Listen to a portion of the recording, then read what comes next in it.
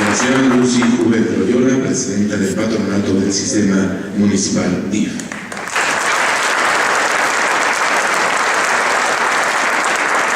El excelentísimo señor don Faustino Armendáriz Jiménez, obispo de Querétaro.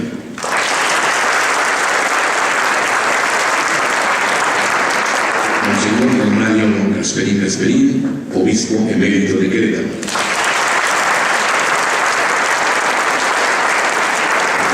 Esta noche la presencia del doctor Alfonso Ballesteros Negrete, expresidente municipal de Querétaro. La presencia del doctor Andrés Garrido del Toral, expresidente municipal de Querétaro y cronista del estado de Querétaro.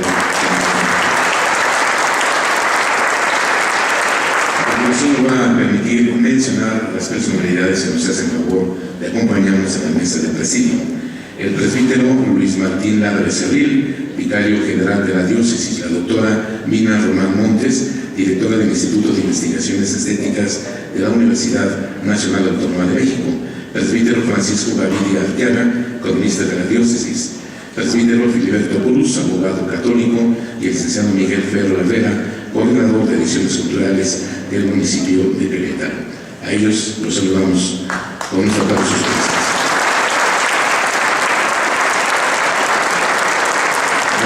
Escuchamos las palabras del presbítero Luis Martín Lara Becerril, vicario general de la diócesis y coordinador de las celebraciones del 150 aniversario de la diócesis de Querétaro.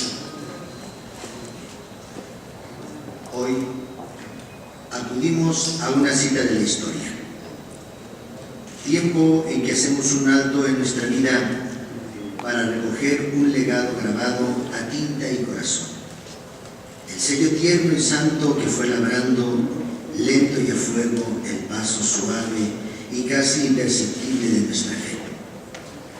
Después de 150 años de vivir como pueblo peregrino en estos fértiles valles y altas montañas, hacemos un remanso de paz para escribir con humildad nuestra vida, para plasmar nuestra historia, para dejar nuestra huella en el devenir histórico grabado con tinta y en un papel. Escribir los acontecimientos relevantes y sencillos es tildar nuestra historia.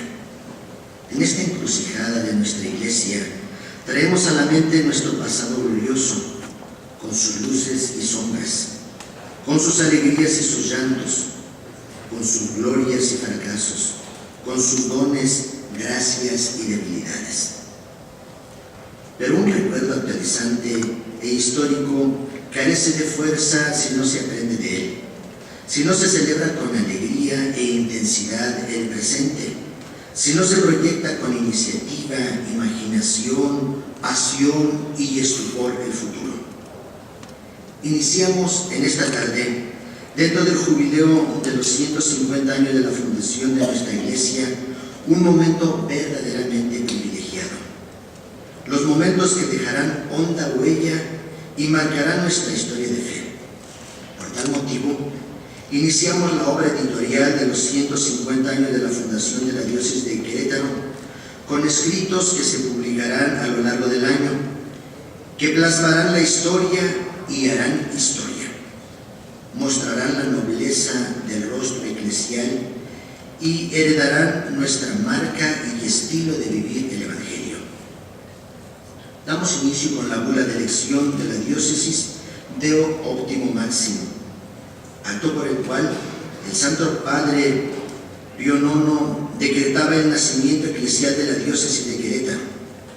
Aquí recibíamos el don de caminar como pueblo por los senderos de nuestra historia. El Santo Padre tuvo la confianza de que esta iglesia particular mostraría la faz de la iglesia universal.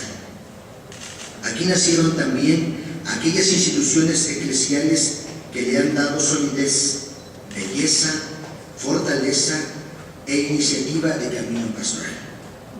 Agradecemos al Dios bueno y grande su paternidad, al Hijo su obra salvadora y al Espíritu Divino su ímpetu misionero, sin olvidar la solicitud y protección de nuestra Santa Patrona, la Virgen de los Dolores de Soriano. Muchas gracias y muchas felicidades a todos y a cada uno de los católicos de esta diócesis. Felicidades a esta iglesia particular por su camino de fe de 150 años y su proyección como iglesia diocesana decididamente misionera, para la gloria de Dios y el bien espiritual de nuestra iglesia diocesana. Muchas gracias a todos.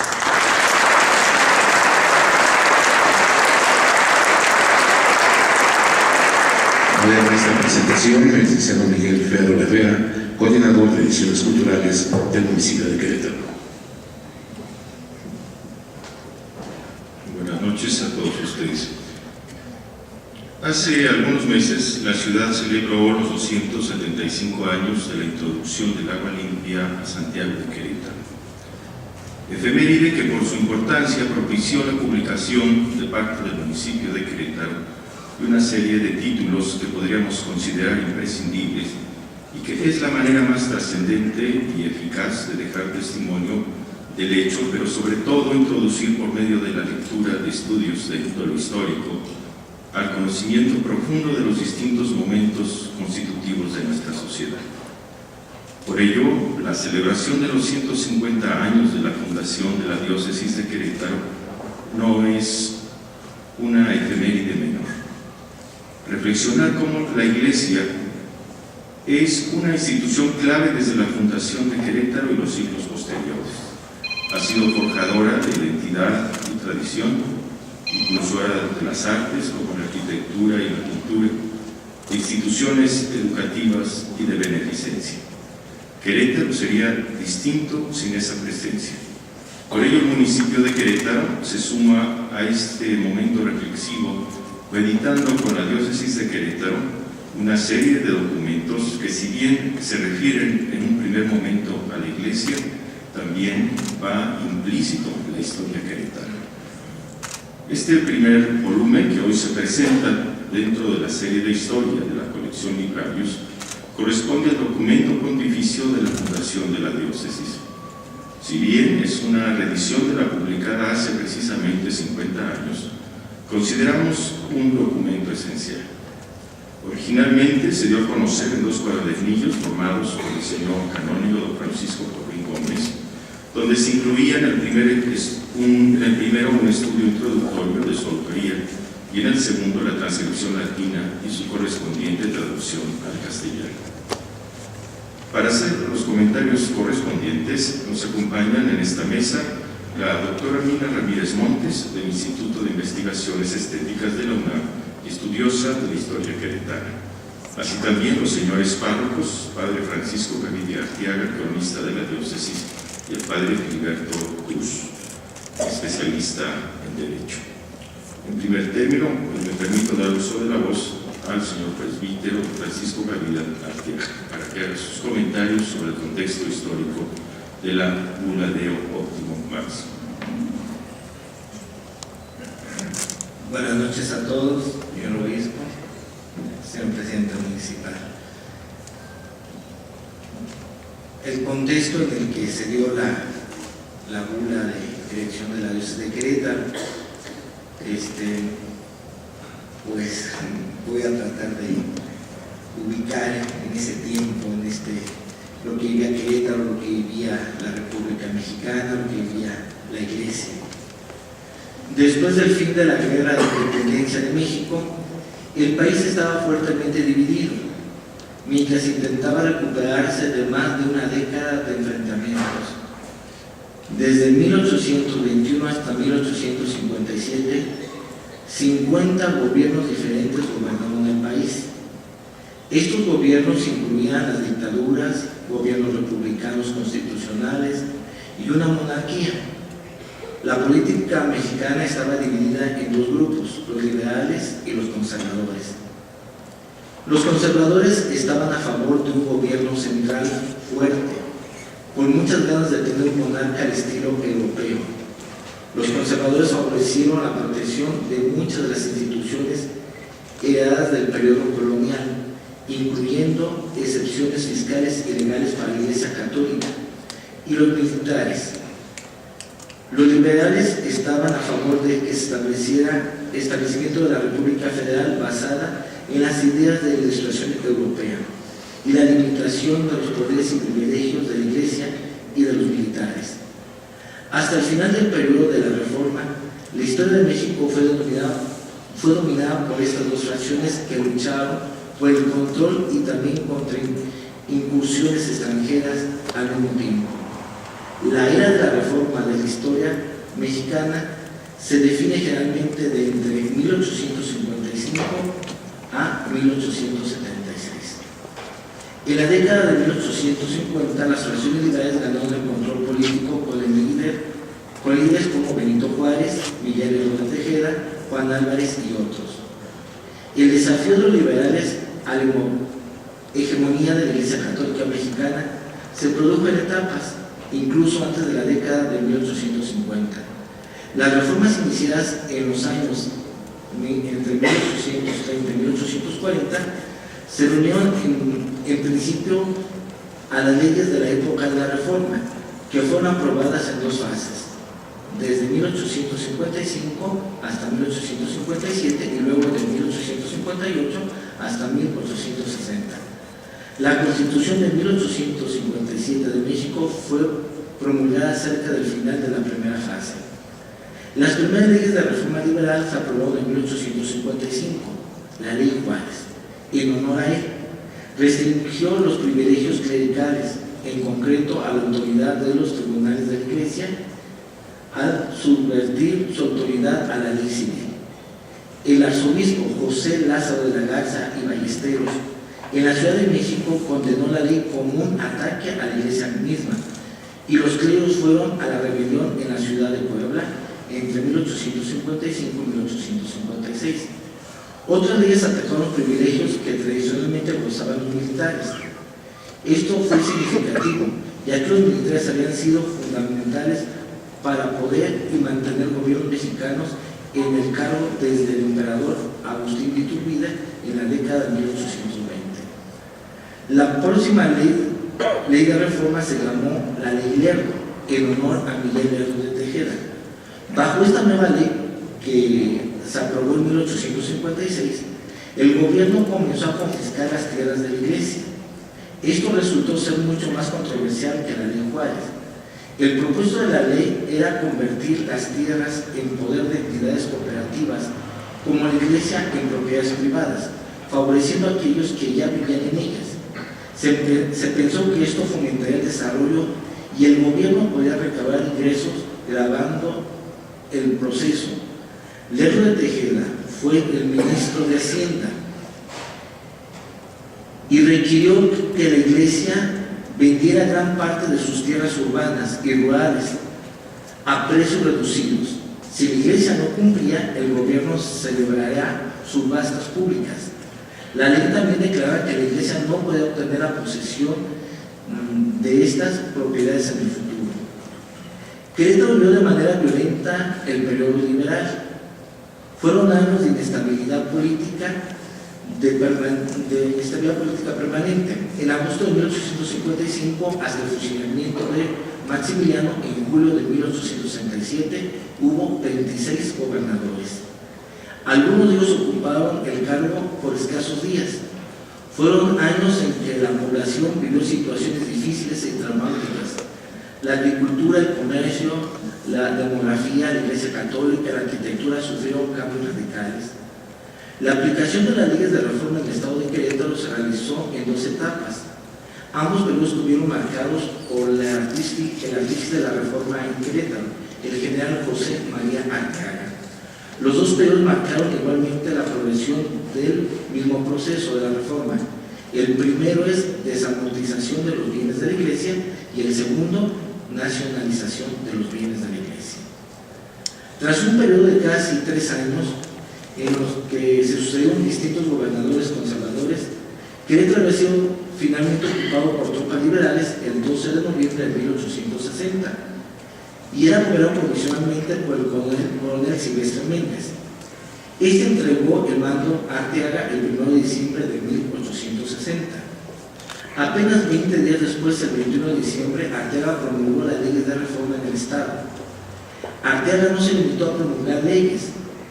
Las pasiones de la guerra que acababa de terminar ardían con él con fuerza, en su interior ardía con fuerza el espíritu de la guerra.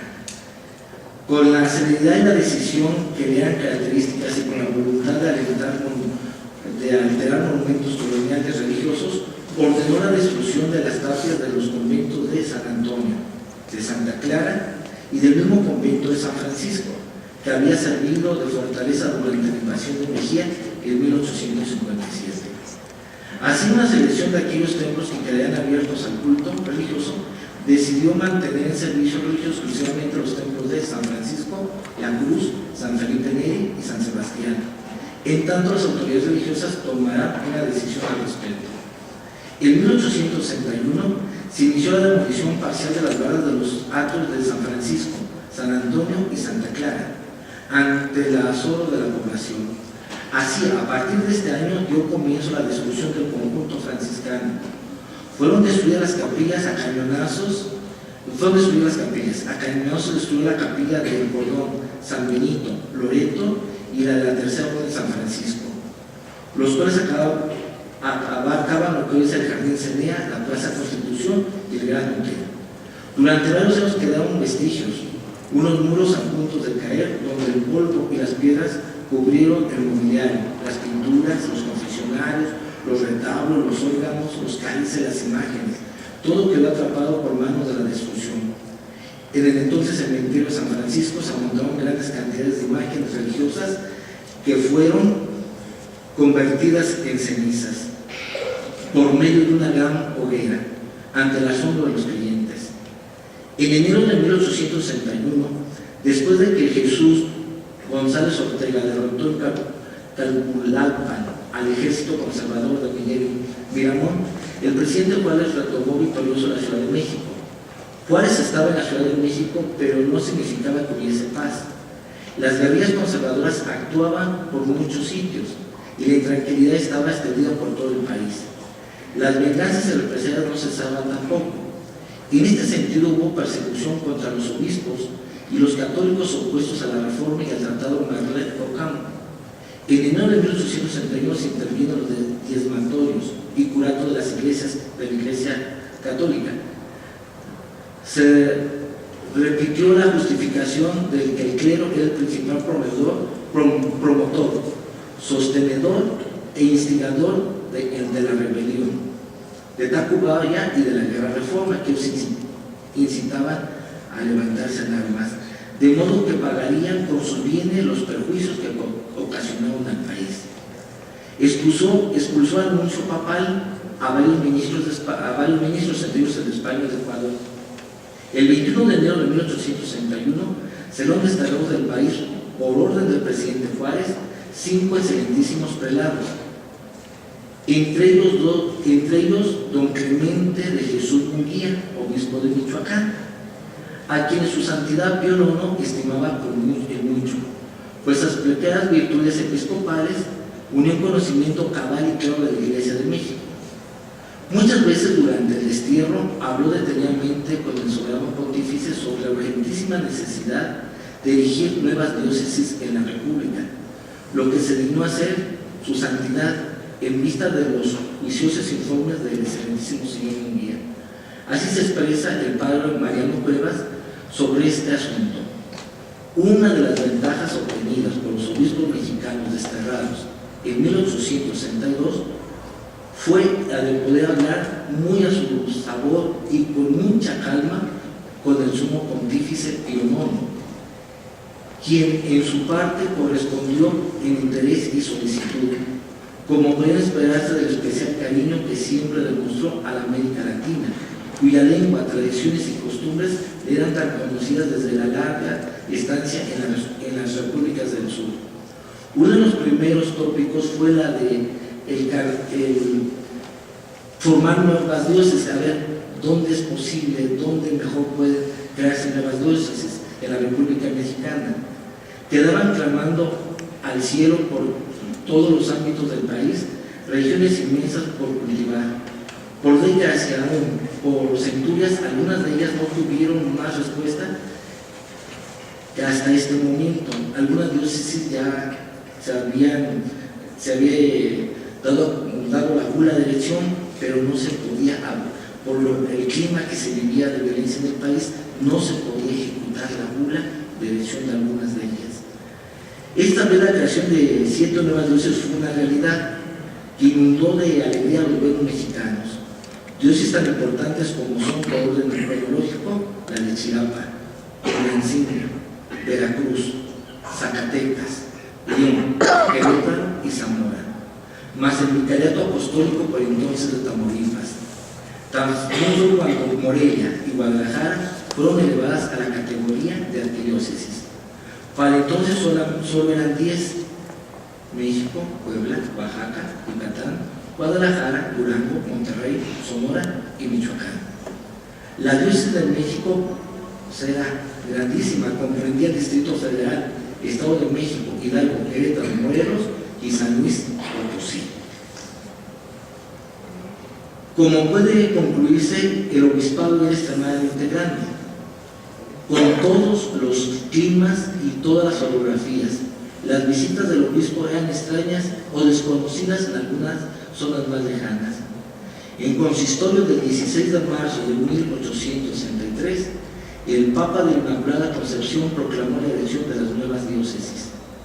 El Metropolitano de México tendría por sufragáneos a los obispos de Puebla, Chiapas, Oaxaca, Yucatán, Veracruz, Chilapa y Tulancingo. El Metropolitano de Michoacán a los obispados de San Luis Potosí, Querétaro, León, Zamora. El Metropolitano de Guadalajara a los obispos de Durango, Linares, Sonora y Zacatecas.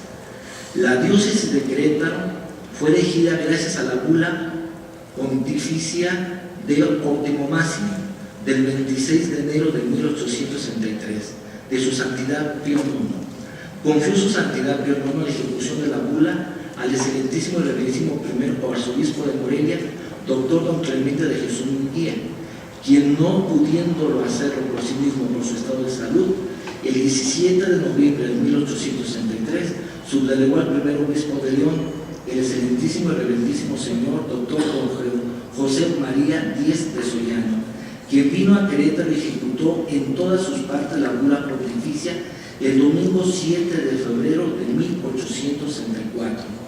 De este modo comenzó la vida independientemente autónoma de la diócesis de Querétaro, en el estado de Querétaro y la parte noreste de Guanajuato, justamente durante el periodo conocido como Segundo Imperio Mexicano, en el que Maximiliano de Habsburgo era el emperador de México, formando a partir de la segunda intervención francesa en México entre 1863 y 1867, entre la Guerra de Reforma y la Guerra de Intervención Francesa.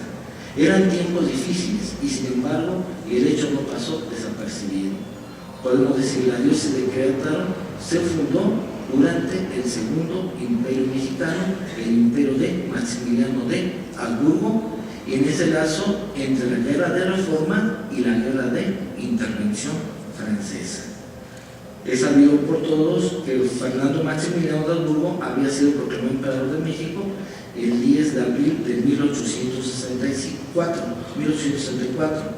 Muy pronto, sin embargo, la imagen idiática y glamurosa del emperador comenzó a rebajarse y los rumores que hablaban de su desacuerdo con el partido que lo había llamado a México empezaron a ser comentados entre el pueblo.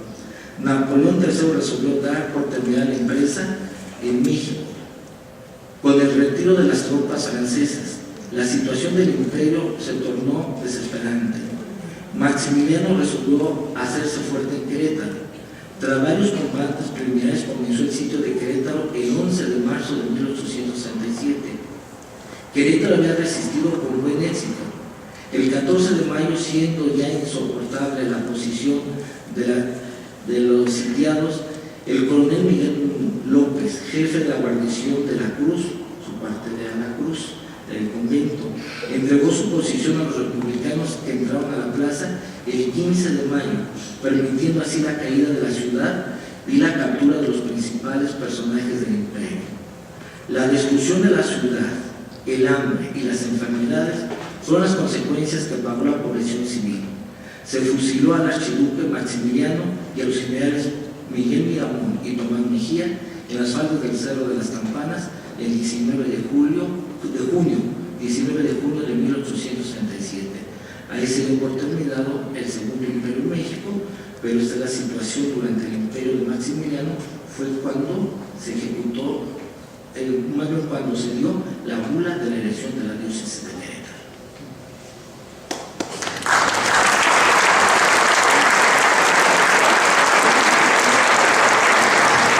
Agradecemos al padre Francisco Gaviria su intervención. Ahora pedimos al padre Gilberto Cruz haga los comentarios desde el punto de vista del documento canónico de la bula Deo Optimo Max. Gracias. Buenas noches a todas nuestras autoridades civiles y de la Iglesia, a todos los hermanos que hemos dispuesto este momento para recordar y hacer historia. Un breve comentario sobre la naturaleza del documento, una bula. Los documentos de la Iglesia no tienen propiamente un nombre, sino que siguiendo la costumbre hebrea de la escritura, se refieren a ellos con el incipit, es decir, con el inicio del texto, con las primeras palabras del documento. El documento con el cual fue erigida la diócesis de Querétaro inicia en latín de la siguiente manera: Deo Optimo Maximo, largiente in supremi apostolatus culmine dicit indie constituti. De allí el nombre con el que es conocido el texto. Casi al inicio, el oficial deputato afirma: vi y leí unas letras apostólicas expedidas en forma de bula. Dice la traducción, el texto original en latín dice subplumbo. El texto de la bula afirma: por la suprema autoridad apostólica que tenemos en cada una de las iglesias y que cuan más plenamente aplicamos al caso que nos ocupa, motu proprio, por ciencia cierta y con la plenitud de la potestad apostólica, desmembramos y segregamos para siempre de la referida diócesis de México todos los pueblos o parroquias que se comprenden en la dicha provincia de Querétaro, lo mismo que los contenidos en el espacio de Sierra Gorda, hoy territorio de Iturbide. Fácilmente se conoce ser del todo conveniente que ahora se constituyan de una manera efectiva para otros tantos obispos futuros, no solo la mencionada diócesis de Chilapa, sino también otra en los términos de la provincia de Querétaro y territorio de Sierra Gorda, llamado Iturbide. Son por las palabras de Papa Pío IX. Es este texto un acto del Romano Pontífice por el cual configuraba una porción nueva del pueblo de Dios en torno a un pastor legítimo, el obispo y su presbiterio. La legislación actual de la Iglesia afirma en el Código de Derecho Canónico, en el Canon 373, lo siguiente: corresponde tan solo a la suprema autoridad el erigir iglesias particulares, las cuales, una vez que han sido legítimamente erigidas, gozan, en virtud del derecho mismo, de personalidad jurídica. Hasta aquí el canon. Este canon reconoce al Romano Pontífice la función de crear nuevas iglesias particulares, entre ellas principalmente las diócesis.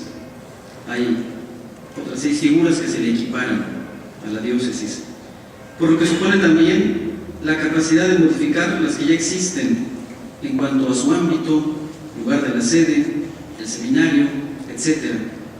De allí todas las indicaciones precisas que la bula hace. En el curso del primer milenio de la Iglesia, la legislación fue más conciliar que pontificia, pues se elaboraban en el ámbito de los concilios generales, más tarde llamados ecuménicos, y frecuentemente en un ambiente de reuniones regionales, en algunas ocasiones de reuniones provinciales y raramente en reuniones nacionales, según el concepto que hoy tenemos. A mediados del siglo XI, las cosas cambian. Con el documento Dictatus Papae se afirma el principio que sobre al Papa le es lícito, según necesidad del tiempo, dictar nuevas leyes.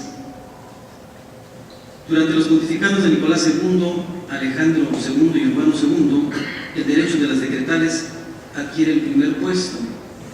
Luego de Alejandro III, quien había estudiado Derecho Canónico en Bolonia, hasta Juan XXII, 1334, la actividad legislativa del papado se intensificó. Esto no hace que desaparezca la legislación conciliar, pero aportará novedades. Ahora será el Papa quien en algunos casos decide en concilio. Él tomará la iniciativa de las reuniones conciliares más importantes y presidirá algunas. Él las aprueba, las normas, en modo formal o tácito, también las leyes elaboradas por los concilios. Por lo tanto, frecuentemente la voluntad pontificia se expresa a través de la legislación conciliar. Es necesario recordar todo esto, entre otras cosas, porque este canon que hemos citado, el 373, no tiene un paralelo en el Código de 1917, sino que es nuevo, y hunde sus raíces en la doctrina del Concilio Vaticano II, de modo especial en Lumen Gentium 22, que recoge y aclara una larga tradición en la Iglesia respecto a la doctrina del Romano Pontífice en su relación con el colegio episcopal y los concilios o sínodos en cuanto a la capacidad legislativa de cada uno, y que no siempre fue aceptada pacíficamente, lo que creaba confusión, ya sea por la enorme cantidad de documentos emanados, ya por la falta de certeza jurídica de los mismos. Se interpolaban, se falsificaban, y todo esto. Entonces va a tener su consecuencia en los siglos de la bula. Este conflicto se ve clarificado por el texto señalado de la Lumen Gentium, que la letra dice: el colegio o cuerpo de los obispos, por su parte, no tiene autoridad a no ser que se considere en comunión con el Romano Pontífice, sucesor de Pedro, como cabeza del mismo, quedando totalmente a salvo el poder primacial de éste sobre todos, tanto pastores como fieles. Porque el Romano Pontífice tiene sobre la Iglesia, en virtud de su cargo, es decir, como vicario de Cristo y pastor de toda la Iglesia, plena, suprema y universal potestad que puede siempre ejercer libremente. En cambio, el cuerpo episcopal, que sucede al colegio de los apóstoles en el magisterio y en el régimen pastoral, más aún, en el que perdura continuamente el cuerpo apostólico, junto con su cabeza, el Romano Pontífice, y nunca sin esta cabeza, es también sujeto de la suprema y plena potestad sobre la Iglesia universal, si bien no puede ejercer dicha potestad sin el consentimiento del Romano Pontífice. Hasta aquí el texto del concilio. Todo esto es producto de una serie de conflictos que hubo al interior de la Iglesia sobre las teorías de quién residía la suprema autoridad de la Iglesia. Muchos de los conflictos de la Iglesia respecto a la cuestión legislativa han surgido en unos momentos que, debido a su crecimiento y expansión, ha buscado siempre la manera de tener una legislación concorde, cosa que no siempre ha sido fácil, debido a las más diversas circunstancias e intereses de todo tipo. Por eso la bula dice, casi al final, y cito: por tanto, a ningún hombre sea lícito absolutamente quebrantar o temerariamente contravenir esta página de nuestra absolución, supresión, desmembración, exención, erección, institución, adjudicación, agregación, concesión, indulto, mandato, precepto, declaración, estatuto, sujeción, decreto, comisión, mandato, derogación y voluntad.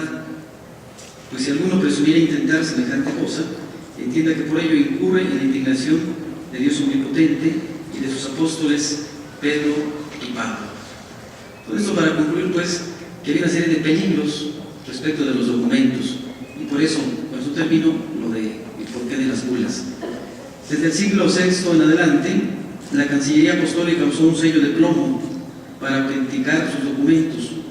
La bula era inicialmente un tipo de plato redondo con forma de disco que se aplicaba a los sellos metálicos que acompañaban ciertos documentos papales o reales. Alrededor del siglo XIII empezó a significar no solo el sello, sino el documento mismo. Hasta el siglo XV, la bula era un término amplio que designaba la mayoría de los documentos papales.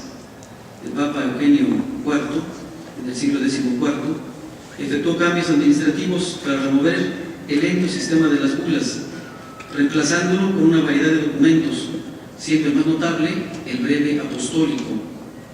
El material de la bula era comúnmente de pergamino grueso y oscuro. Antes se escribía en el carácter de letra gótica o longobárdico para evitar su falsificación. Por costumbre lleva el nombre del Papa con el título Episcopus Servus Servorum Dei, obispo, siervo de los siervos de Dios. Este título fue adoptado muy probablemente por el Papa San Gregorio I, también llamado Magno, popularizándose su uso en el 1800. La colección de las bulas se llama Bularium. En los tiempos modernos, la bula estaba a cargo de la Cancillería Apostólica, que al ser abolida por Pablo VI en 1973, comenzó a ser firmada por el secretario de Estado o el prefecto de la congregación correspondiente, sellado con el sello de plomo y pendiente de un hilo de seda o de cáñamo. Como dijimos anteriormente, en forma de bula han sido dadas a las constituciones apostólicas, tanto doctrinales como disciplinares, así como las cartas apostólicas y las cartas decretales. Las bulas consistoriales son firmadas por el Papa y los cardenales. A veces llevan el sello de plomo, más solemne, y a veces solo un sello de tinta. Una bula pues no es en sentido estricto, no siempre un acto legislativo, sino puede ser también administrativo. Muchas gracias.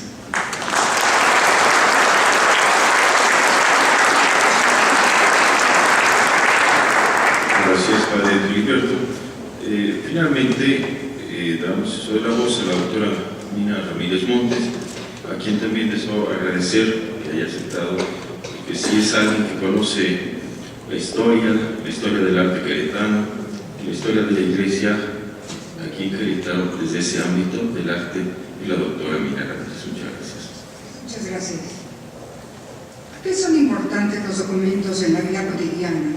¿Y cuáles son más o menos importantes?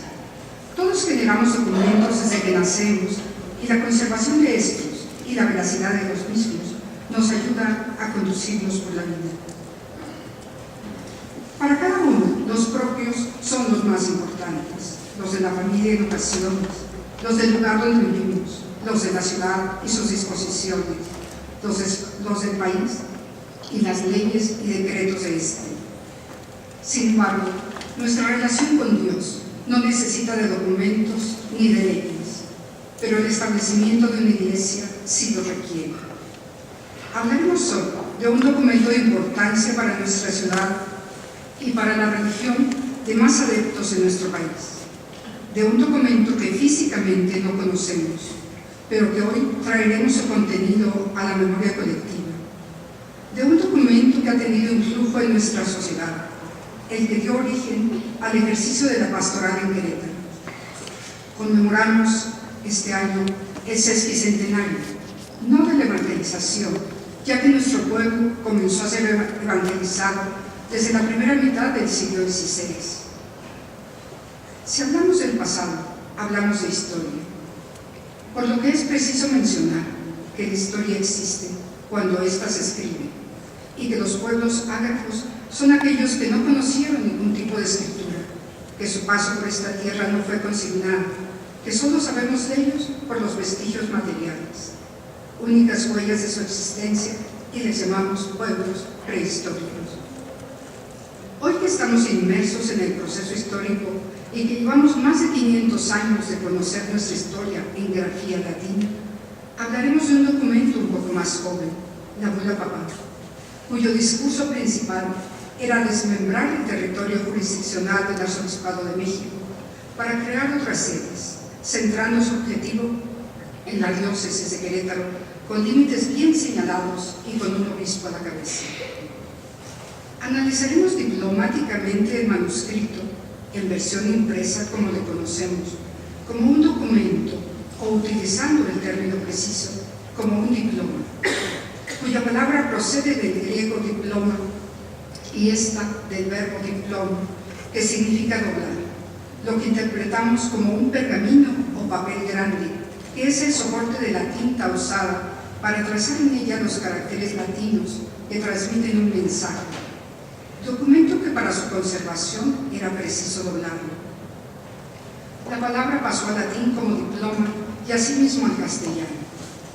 En la actualidad conservamos el nombre de diploma para aquellos documentos que conceden o demuestran cierta calidad en el estudio, en el trabajo o en la membresía o perseverancia en alguna institución.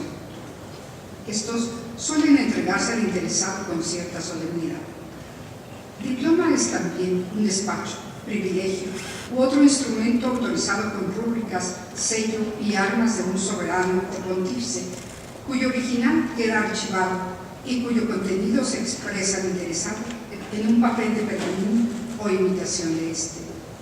Es también un título, un privilegio, una credencial que expide una corporación o una universidad para acreditar un grado académico. Una bula es también un diploma, cuya denominación procede del latín bula o bola de metal o círculo, que los hijos de los patricios romanos llevaban al cuello como distintivo hasta que vestían la toga viril. Y a los documentos pontificios se les llamó bula por ese círculo de plomo que se añadía al sello de algunos documentos. El texto de las bulas y breves pontificios es relativo a materia de fe o de interés general, concesión de gracias o privilegios o asuntos judiciales o administrativos expedidos por la Cancillería Apostólica y autorizados por el sello de su nombre estampado con lacre y que por un lado representa las cabezas de San Pedro y San Pablo y por el otro lleva el nombre del Papa en turno. Las bulas papales de importancia capital para el mundo y entre las más conocidas han sido las expedidas como Inter Cetera y la Ludum Siculum, expedidas en 1493, que dividían las tierras y los mares del Nuevo Mundo entre España y Portugal. Hay algunas de mucha menor importancia, como la bula de la carne, también expedida por un papa, en la cual dispensaba de comer solamente alimentos de vigilia en días señalados como tales. Otras bulas papales fueron la bula de oro. Esta se expidió para dividir y aprobar a los electores cuando Carlos IV de Alemania. Había bulas de Santa Cruzada, estas no eran bulas papales sino de otra institución, que concedían a los súbditos del Imperio Español muchos privilegios, gracias e indultos, a cambio de una aportación económica que en principio se dedicaba a los gastos de la guerra contra los infieles, pero que más adelante llegó a emplearse también para el mantenimiento del culto y obras de caridad. Hoy se presenta ante ustedes una revisión de un estudio de la bula Deo Optimo Maximo, transcrita en latín y traducida al castellano, cuya denominación de esta procede de las 3 primeras letras con que se inicia el asunto a tratar, el cual va precedido por el nombre del Papa que le emite y su cargo, obispo, ya que es el titular de la sede romana, seguido del sometimiento a la divinidad con las palabras Servus Servorum o siervo de los siervos. A continuación, la razón de la bula que dice así: mas como el principal medio para conseguir aquel fin sea el aumentar el número de pastores en las diócesis, siguiendo por lo mismo el ejemplo de nuestros predecesores, con el mayor gusto hemos aprovechado las ocasiones de fundar nuevas iglesias. En el párrafo siguiente se encuentra el primer objetivo: desmembrar antes de crear. Un párrafo más donde se enfatiza el desprendimiento del territorio que comprenderá la diócesis de Querétaro. Desmembramos y segregamos para siempre de la referida diócesis de México todos los pueblos y parroquias que se comprenden en la dicha provincia de Querétaro. Explica a continuación el nuevo rango de la ciudad de Querétaro como sede. Por tanto, y con la misma autoridad apostólica, la elevamos al rango de ciudad episcopal y por lo mismo goce de todos los honores. Se habla después de la sede física, facultades y prerrogativas del obispo, y el texto dice: como la parroquia principal de las 5 en que está dividida la mencionada ciudad está dedicada a Dios en honor del apóstol Santiago como su patrono principal, que de aquella iglesia instituida catedral bajo la misma vocación y conservando su prerrogativa. Se habla luego del territorio y de su jurisdicción. Todos los pueblos, parroquias y lugares que se comprenden en los ya enunciados departamento y territorio. Después habla de las divinidades que compondrán el cabildo de la catedral, donde desempeñarían los divinos oficios y funciones eclesiásticas recta y cuidadosamente. El arcediano y 6 canonjías con sus prebendas y dotaciones, de las que una será penitenciaria o magistral, otra teologal o doctoral, con sus honores y cargas respectivamente anexas, y las 4 restantes se llamarán de gracia. Añadimos por ahora el referido número de prebendas, 6 beneficiarios, capellanes o mansionarios, que deberán intervenir en el coro y en otras funciones.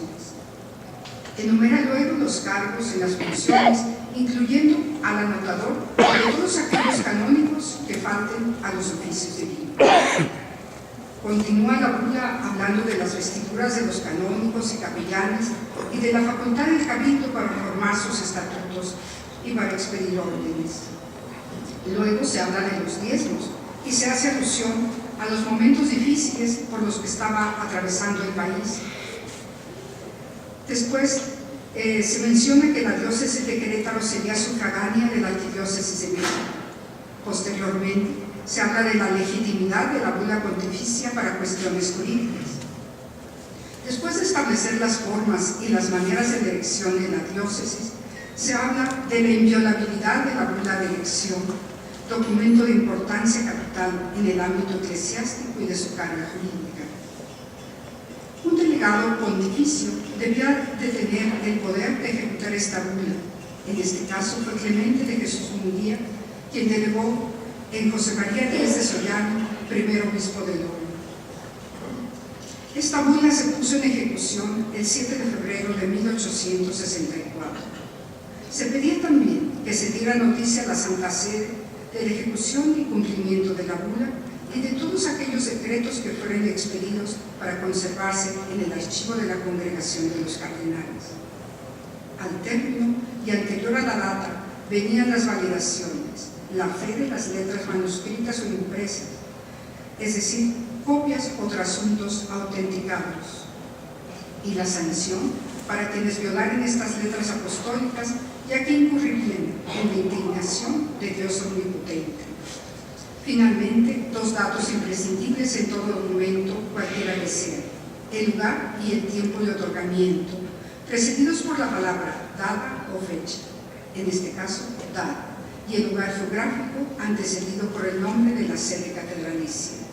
En San Pedro de Roma, a los 26 días de enero del año de 1862, de la Encarnación del Señor, 17º de nuestro pontificado. Se menciona 1862 porque están tomando el calendario florentino que comenzaba en marzo y por tanto parece como si hubiese sido dada un año antes de lo que en realidad fue. Finalmente, él concuerda con su original cuando era un trasunto. Mediante la bula nos hemos acercado a la diplomática eclesiástica, describiendo el documento y sus partes que conforman un todo y a su todo que se divide en partes. Esta bula llegó a México en una época muy difícil, como lo ha mencionado el padre Gabriel, después de la Guerra de 3 años y después de que los monumentos religiosos habían sufrido destrucción o mutilación, ya por las tropas mexicanas, ya por las extranjeras.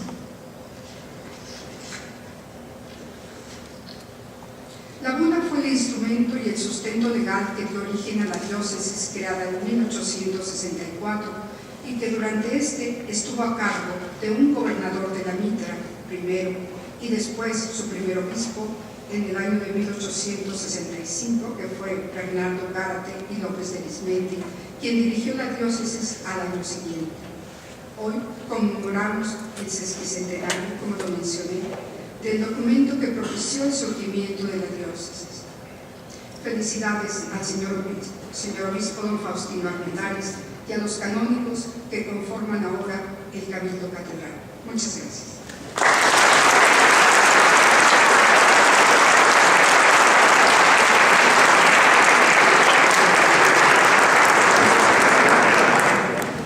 Muchas gracias. A continuación, el presbítero licenciado Martín Lara Becerril, vicario general de la diócesis, hace entrega de un ejemplar al licenciado Roberto Loyola Vera, presidente municipal de Querétaro, a la señora Lucy Cuba de Loyola, presidente del patronato del sistema municipal, a don Faustino Armendáriz Jiménez, obispo de Querétaro, y a monseñor don Mario de Gasperín, obispo emérito de Querétaro.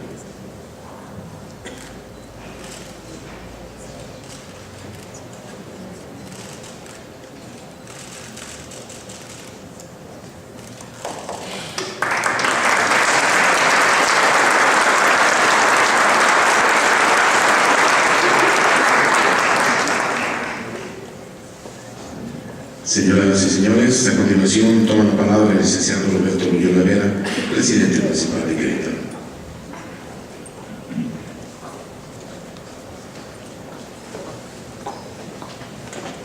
Gracias, buenas noches. Tengan todos ustedes. Saludar al excelentísimo señor don Faustino Armendáriz Jiménez, obispo de Querétaro, a monseñor don Mario de Gasperín, obispo emérito de Querétaro, al presbítero licenciado Martín Lara Becerril, vicario general de la diócesis, al presbítero Francisco Gavidia Arteaga, comunista de la misma, la doctora Mina Ramírez Montes, directora del Instituto de Investigaciones Estéticas de la Universidad Nacional Autónoma de México, al presbítero Filiberto Cruz, abogado católico, a los integrantes del honorable ayuntamiento que esta noche nos acompaña, a los señores expresidentes municipales, doctores Alfonso Ballesteros Negrete y Andrés Garrido del Toral, a todos, señoras y señores, muy buenas noches. El municipio de Querétaro presenta hoy como parte de su proyecto editorial un documento que ha sido conducto de la Iglesia para difundir asuntos de especial importancia desde sus mismos orígenes. Me parece estimulante que seamos partícipes en la publicación en formato moderno de una bula pontificia. Si pensamos en la más antigua que se conoce, es de papiro del Papa Esteban III y del remotísimo 757 de nuestra era. Además, no solo publicamos una bula en forma de libro y accesible a todos. Se trata del documento que en 1863 le confirió a Querétaro la dignidad de ciudad episcopal. Me tomaré la libertad de recurrir a la definición que el Código de Derecho Canónico hace del término diócesis en su canon 369. La diócesis es una porción del pueblo de Dios cuyo cuidado pastoral se encomienda al obispo con la cooperación del presbiterio, de manera que unida a su pastor y congregada por él, constituya una iglesia particular. Quise citar parcialmente esta definición porque de ella podemos extraer temas importantes para reflexionar el día de hoy.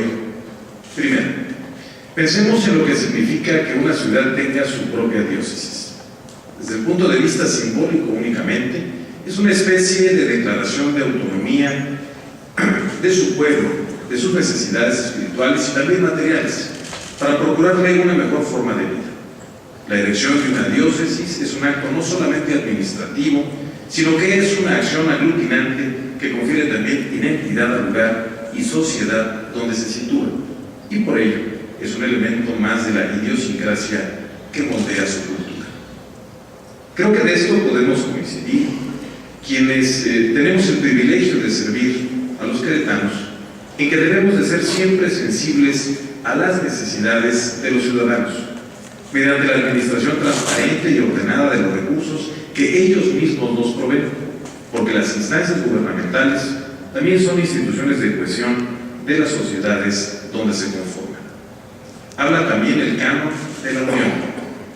Creo que esta es una de las más grandes necesidades que tenemos todos los mexicanos, porque de nada sirven los buenos propósitos, las grandes obras o las necesidades y demandas de una nación en la que sus gobiernos estén desligados de la gente y en donde la gente misma esté fragmentada por el egoísmo y una carencia de visión país.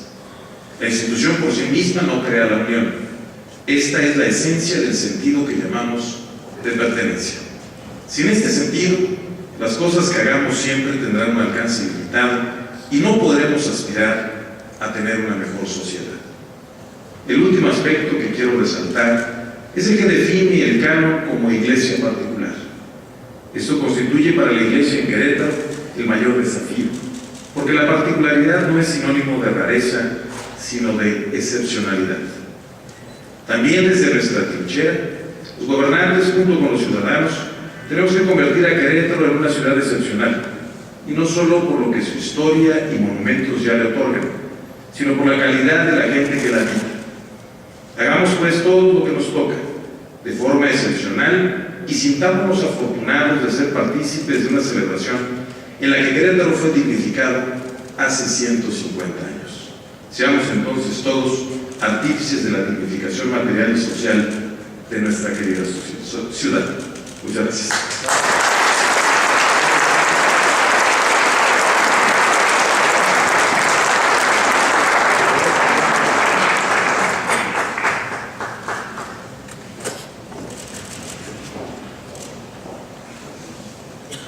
Finalmente, en uso de la palabra, el excelentísimo señor don Faustino Almendares Jiménez, obispo de Querétaro.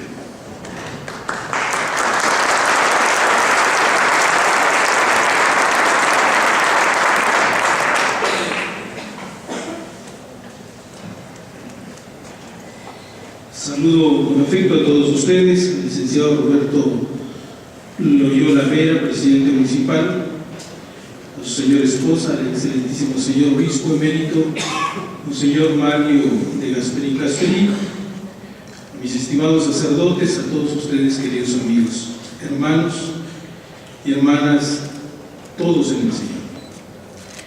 En el contexto de la celebración gozosa por los 150 años de la erección canónica de nuestra diócesis, la Comisión de Historia de la Diócesis, en colaboración con el municipio de Santiago de Querétaro y su fondo editorial, se han unido en este proyecto que sin duda es fundamental en la conciencia histórica de quienes conformamos esta iglesia particular, pues nos permite poner al alcance de las jóvenes generaciones presentes y futuras este documento que sin duda da origen a una nueva etapa en la vida de la historia para el estado de Querétaro y el noreste del estado de Guanajuato. La reedición de la bula de óptimo máximo de su santidad Pío IX, fechada el 26 de enero de 1863, no tiene que ser visto como algo inusitado, al contrario, es oportuno que veamos el pasado anclados en los elementos históricos que dieron paso a nuestro presente, de manera que el futuro de la historia de Querétaro tome conciencia de la importancia y el valor fundamental de la Iglesia como agente de desarrollo cultural y social, pero sobre todo de un humanismo anclado en los valores humanos y cristianos. La gestación y el crecimiento de la idiosincrasia de nuestros pueblos es un proceso permanente y nunca totalmente acabado, pues la Iglesia Católica ha ofrecido y seguirá ofreciendo elementos para iluminar y dar sentido a la vida de las futuras generaciones, respetando la libertad religiosa de quienes no comparten nuestro credo, pero sin desfallecer ante tantas realidades que afrontan la cultura sin una esperanza y sin un motivo. El Papa Benedicto XVI, en la encíclica sobre la esperanza, nos enseñó que esta gran esperanza solo puede ser Dios, que abraza el universo y que nos puede proponer y dar lo que nosotros por sí solos no podemos alcanzar. De hecho, el ser agraciado por un don forma parte de la esperanza. Dios es el fundamento de la esperanza, pero no cualquier Dios, sino el Dios que tiene un rostro humano y que nos ha amado hasta el extremo, a cada uno en particular y a la humanidad en su conjunto. Sigue diciendo el Santo Padre: su reino no es más allá imaginario, situado en un futuro que nunca llega. Su reino está presente allí donde Él es amado y donde su amor nos alcanza. Solo su amor nos da la posibilidad de perseverar día a día con toda sobriedad, sin perder el impulso de la esperanza en un mundo que por su naturaleza es imperfecto. Y al mismo tiempo su amor es para nosotros la garantía de que existe aquello que solo llegamos a intuir vagamente y que sin embargo esperamos en lo más íntimo de nuestro ser la vida que es realmente vida. Hasta aquí el Papa.